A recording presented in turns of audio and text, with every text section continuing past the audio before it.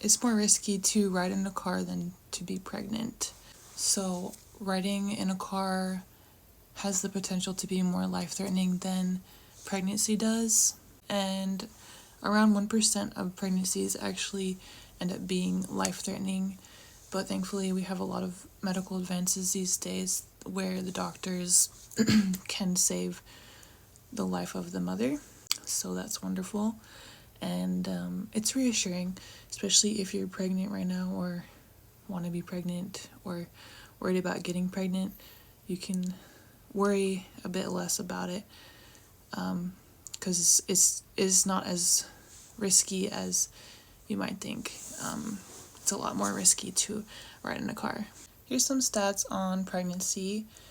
So there's around 140 million pregnancies that occur worldwide every year. Wow.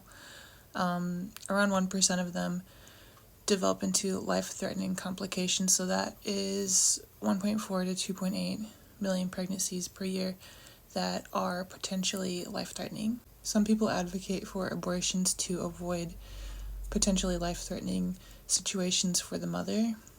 Unfortunately, there is still risk for a life-threatening situation for the mother with abortions. So just something to think about. So there's around 73 million abortions worldwide each year. Around half of those are from unsafe abortions, and then 79% can potentially lead to life-threatening complications such as sepsis, severe bleeding, and then so that would be around 2 to 3 million abortions per year are life-threatening. So just something to think about. Here's some information on riding in a car. So, and this is from 2018, around 1.3 million people died in road traffic crashes, unfortunately, worldwide. And then life-threatening situations such as serious injuries, there were 20 to 50 million people every single year. So that is far greater than pregnancy risk. Something to be aware of, And if you are pregnant right now and you're worried about life-threatening complications, like I said earlier, if that does happen to you, there are doctors and medical teams and stuff like that can help you and will save your life.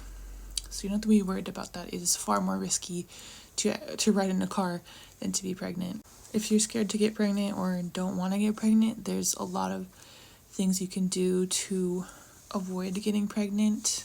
A lot of couples have practiced methods consistently and correctly, and they've been married for years or they've been together for years and intimate for years and have not gotten pregnant for years and years and years, So I would try to talk to those people and see what kind of advice they can give you and learn from them, because they know what they're doing, right?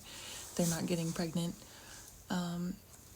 But yeah, just educate yourself and be informed on the risks of things and whatnot.